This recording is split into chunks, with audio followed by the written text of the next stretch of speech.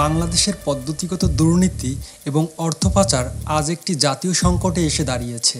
Global financial integration (GFI) এর তথ্য মতে দেশ থেকে প্রতি বছর গড়ে 8.275 বিলিয়ন মার্কিন ডলার বা প্রায় ৭১,০০০ কোটি টাকা বাণিজ্য কারসাজির মাধ্যমে পাচার হয়ে যাচ্ছে।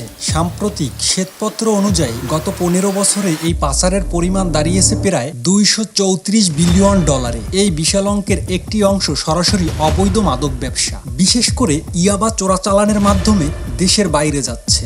ইয়াবা আজ বাংলাদেশে প্রধান মাদক ব্যবসা হিসেবে আবির্ভূত হয়েছে। প্রতিদিন বাংলাদেশে প্রায় ২০ লক্ষ ইয়াবা ট্যাবলেট সেবন করা হয়। এই বিপুল চাহিদার কারণে দেশে ইয়াবার একটা বিশাল বাজার তৈরি হয়েছে, যার আনুমানিক বার্ষিক মূল্য প্রায় ১ বিলিয়ন মার্কিন ডলার বা ১০,০০০ কোটি টাকার উপরে।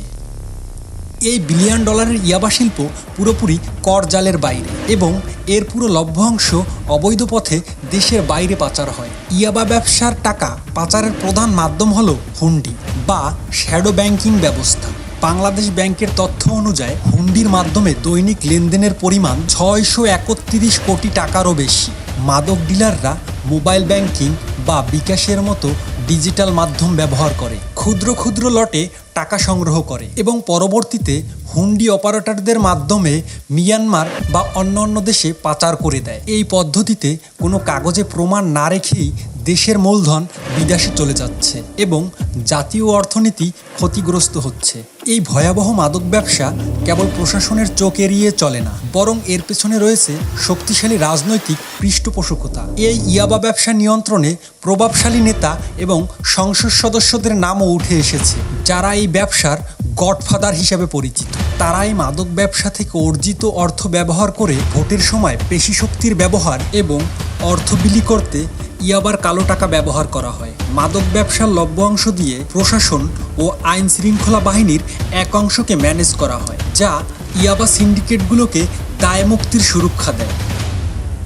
যেমন টেকনাফে আলোচিত ওসি প্রদীপ নেক্সাস দেখিয়েছে কিভাবে রাজনৈতিক ক্ষমতা ও পুলিশ পদের অপব্যবহার করে মাদক সিন্ডিকেটকে রক্ষা করা হয়েছে।